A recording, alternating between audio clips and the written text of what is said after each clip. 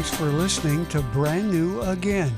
As always, Pastor Bill Ritchie is our teacher, the founding pastor of Crossroads Community Church in Vancouver, Washington.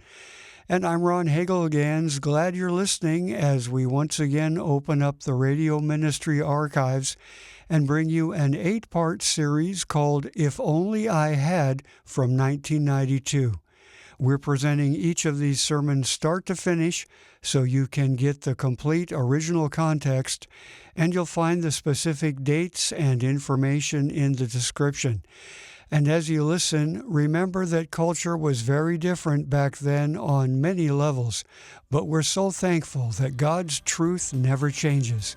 So please get out your Bible, and here's Pastor Bill.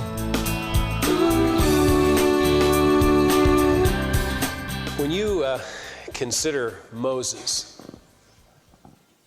what comes to mind? What kind of person comes to mind? Maybe you should say, who comes to mind? I think if you're like most of us, you think of some powerful figure who stands against the opposition, stands against the elements. Maybe you see him on top of Mount Sinai, receiving the commandments, this powerful figure, somebody who has been used mightily of God. Maybe you see him as a person who was very sensitive to God, a person who in every instance followed God, a person who listened to God, a person who was used powerfully of God. Maybe you see him as a person who, from a most miraculous beginning, seemed to be blessed with all of the advantages. Even though he may have started his life in a river, virtually at the start, that he nonetheless was pulled out of that position only to be launched into a place in which he would be very much cared for as the grandson of a pharaoh, the head of all of Egypt, a person who had all of the advantages that you can imagine, and who, even though he made some mistakes, nonetheless emerged as one of humanity's all-time heroes. When you think about Moses, I think chances are very good that you think about somebody like that. But what's the reality concerning Moses? Who is it really that we find when we look at the life of Moses? If you go into the book of Exodus, you will see all of that laid out for you. And though we might mention a few of the things that came earlier in his life, particularly I would like you to center your attention on chapters 3 and 4 of the book of Exodus, because in those two chapters, we really have nailed down for us some exceedingly important things about Moses, and in the process of that, a principle that is true for us all. First thing that you realize when you think about Moses' life is the fact that he was ripped away from his parents when he was just a young lad. While it is true that he had all the advantages and all that, by the same token, he had that at the expense of his family. It may be true that he lived in a Hebrew culture. It may be a subculture. It may be true that the culture around him was Egyptian, and so he was somewhat used to hearing the Egyptian language and all that. But at the same time, his dominant culture was Hebrew. Those were his people, those were his customs, those were his foods. Everything about his early life was Hebrew. And yet, as a very young lad, he was thrust into a totally Egyptian society. And so he had to walk away from everything that would have been familiar to him. Everything that said to him security, that said to him comfort, that said to him home. And so what we see in Moses' life was that he developed some rather significant problems. For one thing, he seemed to have a real struggle with self-confidence. He was not a person who was confident in himself at all, in spite of what you may think about him. And he also developed and had to struggle his whole life with quite a tremendous stuttering problem. And I think that much of that, and we'll talk about that in a little bit, is related to how he really started in his life and being plucked out of where he was. So the reality is, when he was picked by the Lord and asked to lead God's people out of captivity, he simply could see no way that could ever possibly happen. In fact, even though the Lord came to him and directly asked him to lead his people and pointed out to him what it would take for that to happen and how it would happen and how the Lord would enable everything, in 3 different ways, Moses says, this simply isn't an option. And he said to the Lord that he obviously didn't really get the whole picture, and he tried as best he could to duck that challenge, the one thing that God asked him to do in his life. And so when you begin to look at that, a little bit different picture of Moses emerges. The first encounter that he had with God in this way is found in the 3rd chapter. It says in the 2nd verse, the angel of the Lord appeared to him in a flame of fire from the midst of a bush. And so he looked, and behold, the bush burned with fire, but the bush was not consumed, and so forth. And finally, in the 6th verse, he hears this voice saying, I am the God of your father, the God of Abraham, the God of Isaac, and the God of Jacob. And it says Moses hid his face, for he was afraid to look upon God. And the Lord said, I've surely seen the oppression of my people who are in Egypt, and have heard their cry because of their taskmasters, for I know their sorrow. And he went on to share with Moses that he understood the reality that his people were struggling with. And then he said in the 10th verse, come now, therefore, and I will send you to Pharaoh, that you may bring my people, the children of Israel, out of Egypt. Well, when he was picked by the Lord to lead his people, he said there was no way that could ever happen. Because whatever it took to pull this off, he didn't have it. And that's what he said in the 11th verse. Moses said to God, who am I that I should go to Pharaoh, or that I should bring the children of Israel out of Egypt? Who in the world do you think I am, that I would have the ability to be able to do that? Well, probably when Moses heard this challenge of the Lord, he quickly flipped back in his mind to all of his inadequacies. He probably thought about some of his more significant failures, like the time when he was 40 years of age, where he got so distraught about an Egyptian who was beating a Hebrew slave that he went up and ended up himself killing the Egyptian. He probably thought about failures like that, and those were so dominant in his thinking that he just said to God, you're picking the wrong man here. I can't do this. Who am I that I would ever be able to lead your people? Well, and what you see here is that God countered very decisively, very quickly, and said, Moses, no sweat. Well, it's a loose translation, but he said, I'll be with you. You can count on that. In fact, as you go on in this, he said, I'll even give you a secret password. He says in the 14th verse, thus you shall say to the children of Israel, I am has sent me to you. And they don't even know that. More than that, he went on to say, let me tell you both what to say and to do. You can count on me. Well, you would assume, would you not, that if God appeared to you and said to you, Marcia, lead my people, and you can count on me, I'll be with you, that you would say, well, I didn't think I could do this, but sure, I'll go for it. I mean, doesn't that sound reasonable? May sound reasonable to you, but it didn't sound reasonable to Moses, because as soon as God sort of checked him at that point, he came back with a second excuse. He didn't see that there was any way that this was going to happen, and that's what you see in the 4th chapter, if you turn to that. Moses answered after God said, I'll take care of this whole thing, and he said, but suppose they won't believe me or listen to my voice. Suppose they say, you bet, God has spoken to you. Suppose they say, the Lord hasn't appeared to you. Well, again, God countered very quickly and decisively. In fact, at this point in time, he gave him such a powerful object lesson that he would have had to have been brain dead not to understand the significance of it. He said to him, what is that in your hand? And he said, a rod. It was just, one of these walking sticks, a staff. What is that in your hand? And he said, a rod. And he said, well, cast it on the ground, throw it down. I want you to understand something here. This is sort of a side note, but it is critical to everything that we're going to be seeing in this. He asked him to use what was at hand. He didn't manufacture something that didn't exist, nor did he ask Moses to go and find something with which he had no familiarity.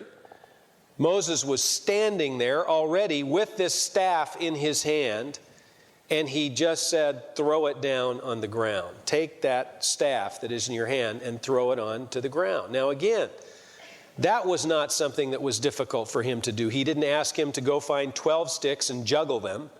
Boy, this will really get the people. If you can get 12 sticks going all at once, and I'll show you how to do this. There's a real trick to it. But boy, when you get them all going, it really wows the crowd. He didn't do that. He didn't ask him to juggle it. He didn't even ask him to, you balance a stick. Have you ever tried to do that? Or a broom or something on the end of your finger when you get tired of sweeping the garage and it's just kind of a diversion? You know what I'm saying? It's hard with the long ones. It's easier. Anyway, he didn't ask him to do any of this stuff. He just said, take the stick, throw it on the ground. Evidently, Moses did not have tennis elbow or rock-breaking elbow or whatever. He just said, take the stick and throw it on the ground. And then as you follow out this thing, after he said, take the stick and throw it on the ground, the thing immediately turned into a snake. Moses recoiled from this thing. Whoa, what's happening here? And then he said, just reach down and grab it by the tail. Now again, it was not something that was an impossibility. He could do that. He could reach down and do that, so he did. He reached down and grabbed it, and instantly the thing turned back into a walking stick. And so then, as you can imagine, he had Moses' attention. And so he could teach him that God, was really able to do pretty much what he wanted to do. And so he said, Moses, listen to me now. I want you to lead my people. And so in response to that, a third time Moses said, ain't happening, man. You are not hearing me. In fact, this time he gave him what he considered to be the absolute all-time reason that he should never be used. And you see that in the 10th verse. He said, my Lord, I am not eloquent. Neither before nor since you have spoken to your servant. I am slow of speech and slow of tongue. As if God didn't know this. He had struggled since the beginning of his life, it would appear, with this problem of stuttering, and now he's reminding God that he had trouble speaking. My hunch is that this particular problem was just slightly below the surface the whole time. My own hunch about Moses' life is that this was a problem that had plagued him. From the time he was a little boy, probably because of having been displaced from his family and all the rest, he developed this struggle with stuttering, and that would continue to get in his way. And in fact, I'll bet you that on more than one occasion he was humiliated because of his stuttering, and he hated it. He hated the fact that other people wanted to finish sentences for him. He hated the fact that he was never able to just say what he wanted to say glibly like everyone else around him was able to do. And my guess is that he developed all kinds of alternative means to be able to handle his stuttering so that he never was put in a position where people would really notice it. Do you know how that is? Have you ever known anybody who has had a particular kind of defect that they have had in their life or struggle in their life, and they have created ways to kind of get around it? I've known numerous people, for instance, across the years who, when they were younger, had tremendous problems with their teeth. And so they develop ways of smiling where they cover their mouths because they don't want you to see their teeth or their gums or whatever. They feel very self-conscious about that. And they unconsciously develop these patterns to counter what it is that they are struggling with in their life, no matter what the problem or the defect or the disadvantage, or any of us does that. We don't want to put ourselves in a position where we will knowingly humiliate ourselves or knowingly get into a jam. Well, that's all Moses was doing. He knew that he had a problem speaking. God is asking him to lead his people. What that means is, obviously, he's going to stand before 1 million people and talk, literally 1 million people. And there's no way that he is going to allow that to happen. And so he said, Lord, I stutter. I can't pull this off. And God said to him, Moses, this is not a problem. I'll give you the words. Well, that wasn't the problem from Moses' perspective. It wasn't knowing what to say that was the difficulty. The difficulty was in saying it, just in getting it out. And so the Lord said, okay, fine. You've got a brother, an older brother, Aaron. Cat's glib. I mean, that guy can talk to anybody about anything. We'll let him be the spokesperson. But I'll tell you what, Moses, he is not going to be the leader. I'm calling you to lead the people. And so I will speak to you. And then you can speak to Moses, or to Aaron, and Aaron can speak to the people. At no point was he sort of allowing Moses to get off the hook here. At each point, he was saying to Moses, I've got something that I want you to do, and I have placed in your life the skills that are demanded to do this. And for any area in which you feel as though you are inadequate, you don't need to worry about that because I will cover that on your behalf. But you got to trust me on this one, and you've got to step out so that we can do some amazing things. Well, in reality then, when you look at Moses' life, suddenly you realize that Moses the hero was, as a matter of fact, Moses the coward. A person who felt totally, absolutely inadequate to do what it was that God was asking him to do. He lacked confidence in himself. He lacked confidence in his abilities. And if he had had his way, we would have an entirely different history. At least our history would not include him and the things that God would do through Moses' life. But because finally he was willing to realize that God could do a lot with a little, he put him in a place where he would do amazing things through him. So what is it that we get out of this little history of Moses? I think there are several simple things, truths that are found implicit in his life. For one thing, we see that God can do a lot with a little. Secondly, we see that he is far more concerned about our availability than he is simply about our ability. It is our availability that is of greatest concern to him. And thirdly, we see that he never asks folks to do what they are unable to do.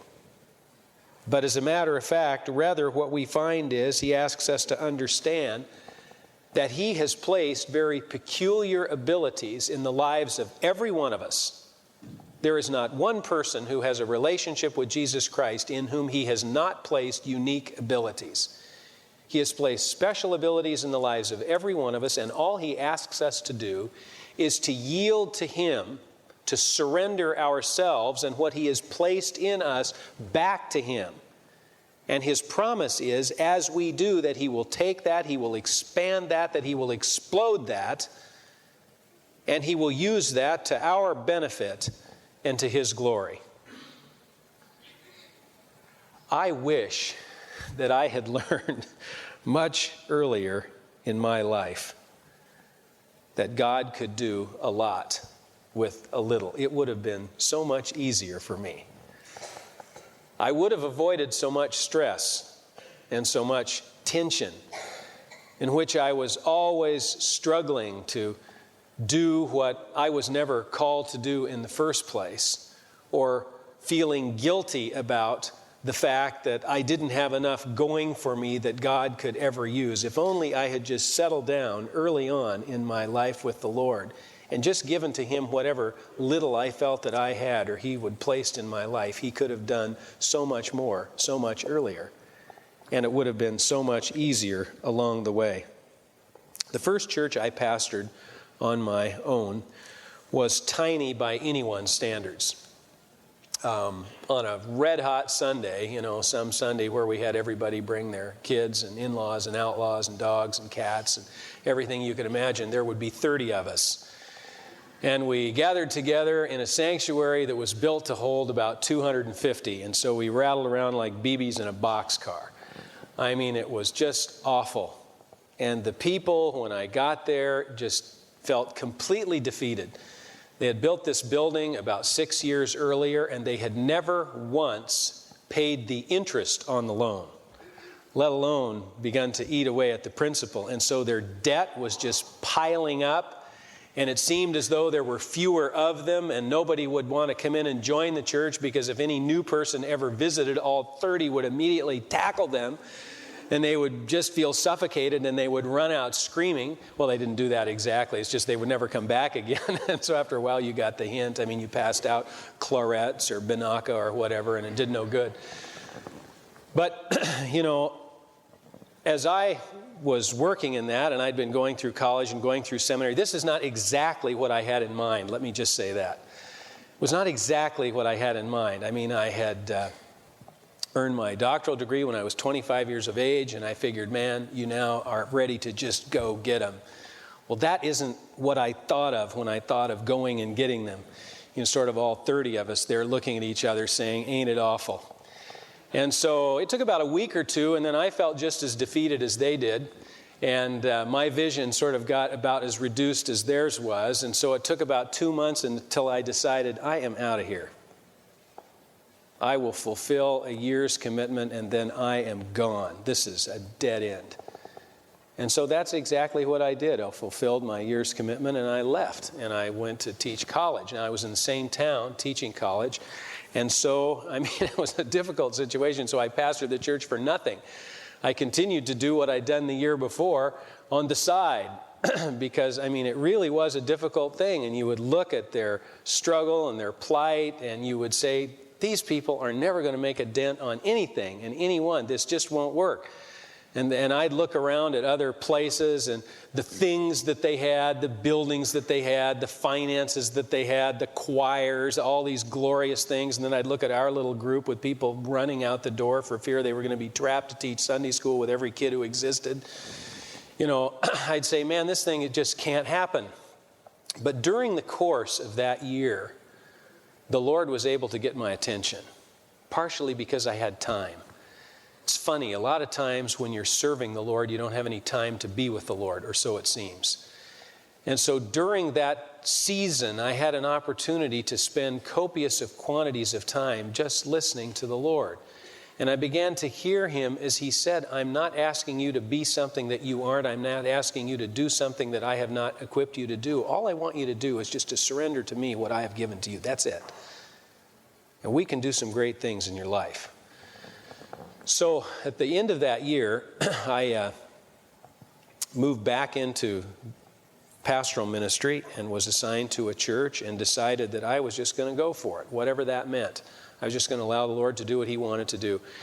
And I don't know, I think it was really the Lord's doing that prompted this. I ended up, one of the first things I did was I created this little study on my own, this independent study of big churches in the area that I was in and why they seemed to be growing and why they seemed to be exciting and vital. And I got to know the pastors that were there, and on a vacation or whatever, I'd sneak in and, take part in a Sunday service and then meet them the day after and spend time together and so on. And in every case, after a while, I came to see a common thread that ran through them all. First of all, none of these people was some spectacular anything. Not in any case. They were just plain people. But in every case, they were being faithful to the Lord to allow him to use whatever unique things he had placed in them, period. And they were giving that little something to God, and he was somehow able to multiply that and use it.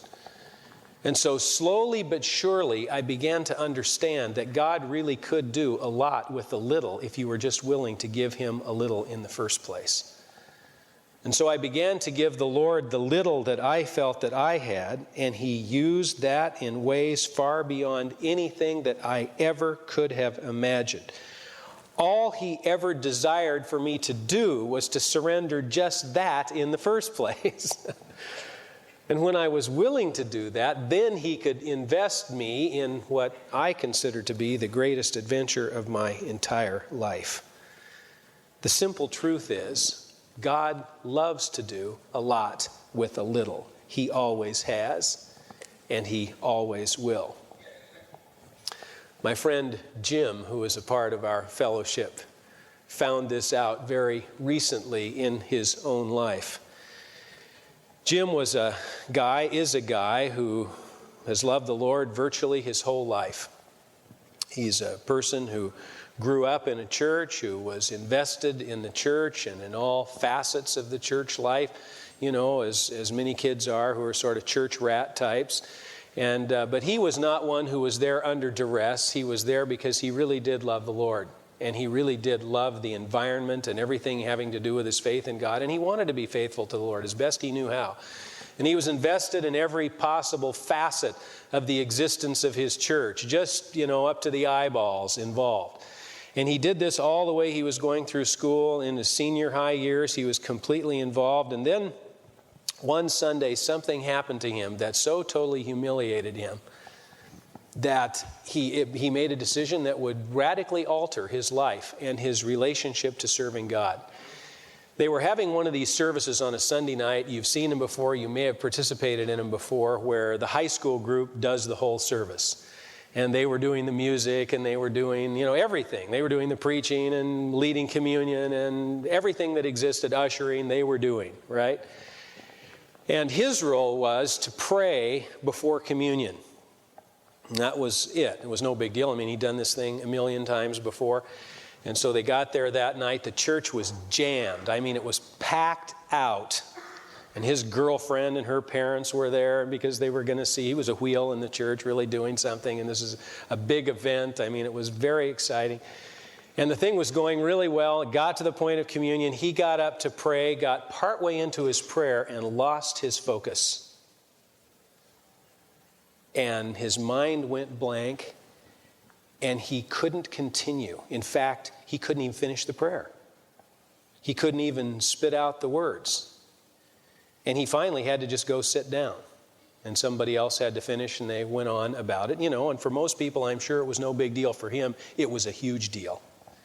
He was so humiliated that at that point in time, he said, I will never again be in a position where I will be humiliated because of my faith in the Lord. Now, it's not that he stopped believing in God or that he walked away from or anything else. He just said, never, ever will I be in a place where I will publicly have to say anything in front of people where I could become embarrassed. Now, you have to understand what that also means, therefore, was he couldn't share his faith with somebody, because that would be putting himself in a position where he might muff it, where he might blow it, where he might say the wrong thing. He'd be embarrassed, and he wouldn't like that. And so over time, over years, as the years went by, he developed all these means of covering that.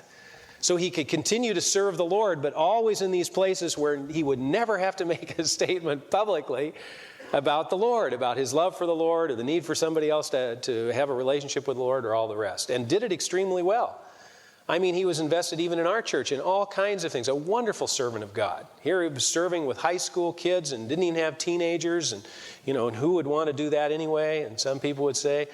And just doing marvelous things. He'd be asked to share, and he'd find a wonderful way to dodge that. Just get out of that every time. Nobody aware of any of the dynamics that I'm telling you, because he would never tell them this. He just would have a reason why it wouldn't work and then go about his merry way, and everybody would live happily ever after. Well, then one night I shared that we were going to have a work project in Mexico, construction project, building a hospital. And he said, yes, that's me, construction project, safe. Because we're not going to have to say anything. We can just hammer and do all this, and I can serve God, and it'll be great. And so he was ready to sign up when, to his absolute horror, he found that half of it was construction and the other half was sharing faith out on the street, inviting people to a Jesus movie where folks would have an opportunity to respond to the Lord and all that stuff. And he about had coronary arrest. The guy about died. He was ready to sign up. He couldn't sign up now because he could not do this. And so suddenly all this excitement just kind of fell apart, and he backed away. In fact, do you know his name wasn't even on the list? to go down. His name didn't even appear on the list because it was clear to the end before finally he said, all right, I'll go. And decided that he just somehow needed to go. Well, he got down there, and without going into all the details of the story, which he shared on some of these things on a Sunday night, though not the background of it. When he got down there, some things happened that allowed the Lord to get his attention and do with him and through him what he had wanted to do all along. Because in one occasion now he didn't have the option to kind of opt out of sharing. Everybody had to do this in their devotions, in their devotional time together. Everybody had to share. Everybody needed to pray together. It was just a thing that you did.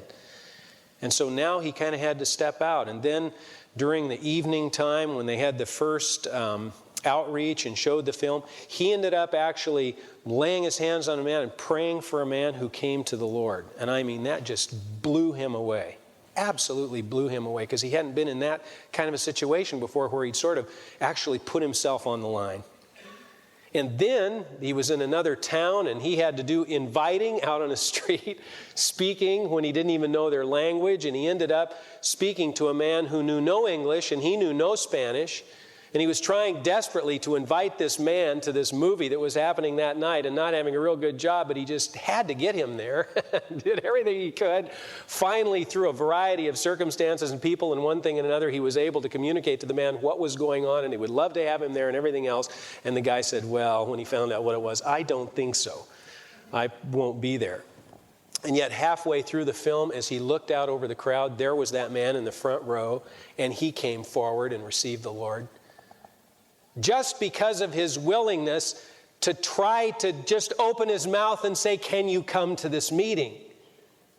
Now that may not seem terribly significant to you, but what I'm telling you is it rattled the cage of everything in his history. But because he was willing to take just that little bitty bit that God had given to him, just a mouth to say, can you come? And was willing to do that.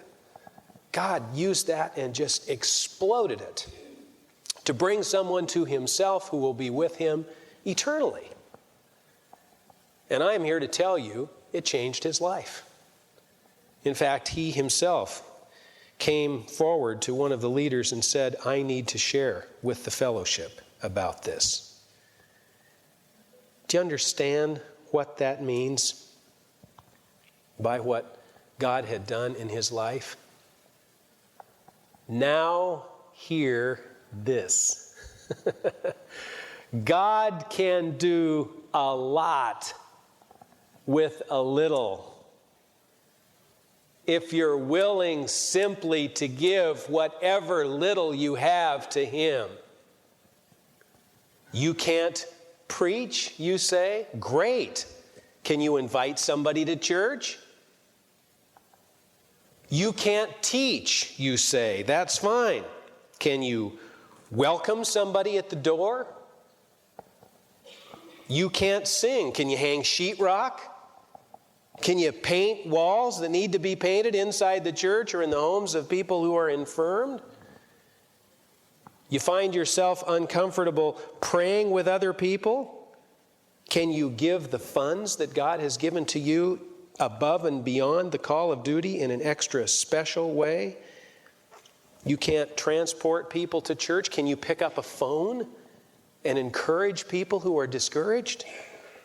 And be able just to help them to know how very much God loves them and cares for their lives. You can't administer. Can you lead a group of 5-year-olds in Treasure Island, just a little group of kids who all they want to know is how much Jesus loves them? Or can you work in a nursery with 2-year-olds who just need to know you're there and that you care because you want to provide for them a secure environment? You know, God doesn't ask you to do what you can't do. All he asks is that you, like Moses, throw your staff on the ground. Take whatever you have, not what you don't have. Take what you do have and give it to him.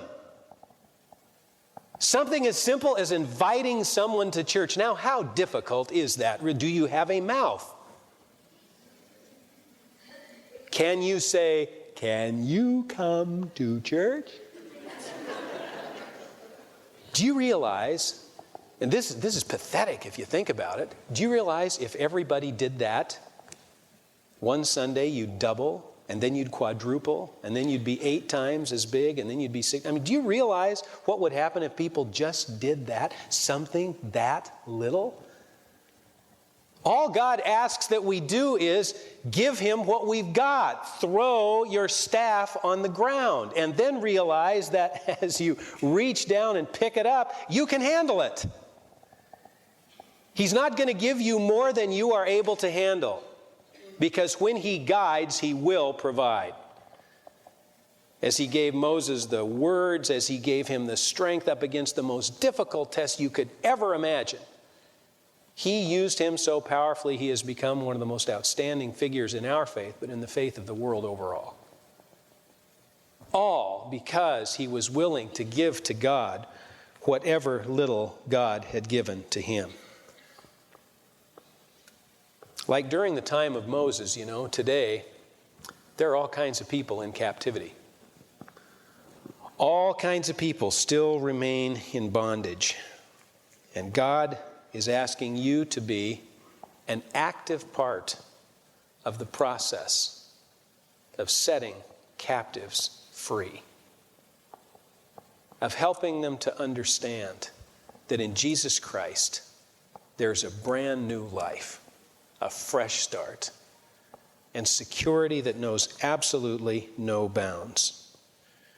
Now, your way will not be the way of Moses. It won't be my way. It won't be Jim's way. It'll be your way. It'll be the way that God has shaped you to be. And because of that, it'll be the right way that God has tailored just for you. Give whatever little you have to the Lord, that he might take that little and expand it and explode it to do lots that will be of benefit to your life and glory to his name. Let's pray, shall we?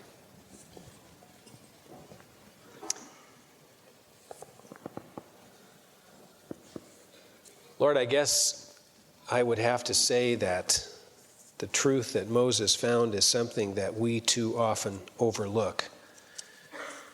Because the fact is, we are always so consumed by and concerned about the little things in our lives.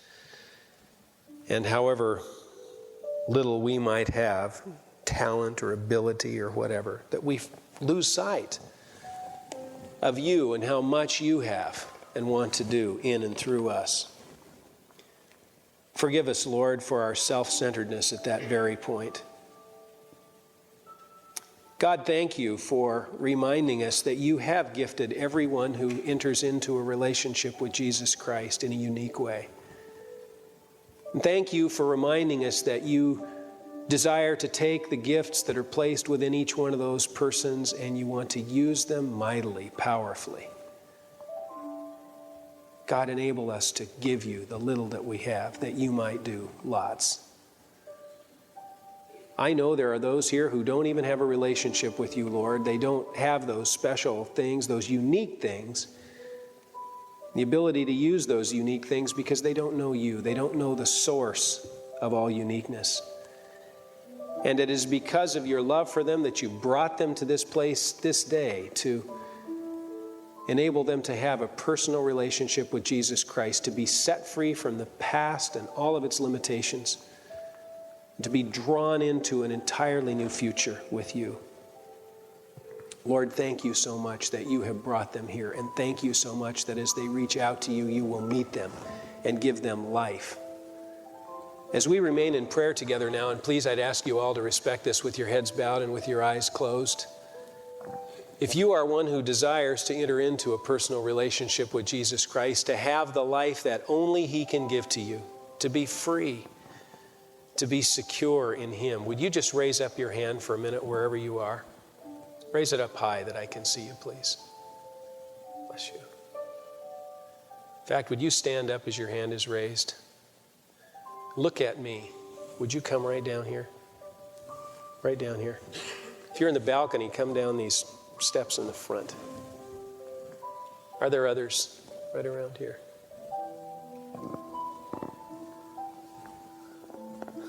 Lord, thank you so much for these people today who are just reaching out to you and for your life. For I know that even the steps that they take this day will prove to be the most important steps that they will ever take in their lives. As they walk into a relationship that signals the start of an eternal relationship with you, Lord, thank you. Thank you that we have comfort and security in you, and thank you that you don't allow us to get too comfortable, but you always nudge us to move further. Thank you that we can now give to you our tithes, our offerings, Lord. Take them and bless them and multiply them as well, we would pray. In Jesus' name, amen. That was Pastor Bill Ritchie with another sermon from the Radio Ministry Archives here on Brand New Again. We hope you enjoyed going back in time with us for this message and that you'll keep listening for more great Bible teaching here on Brand New Again. Brand new.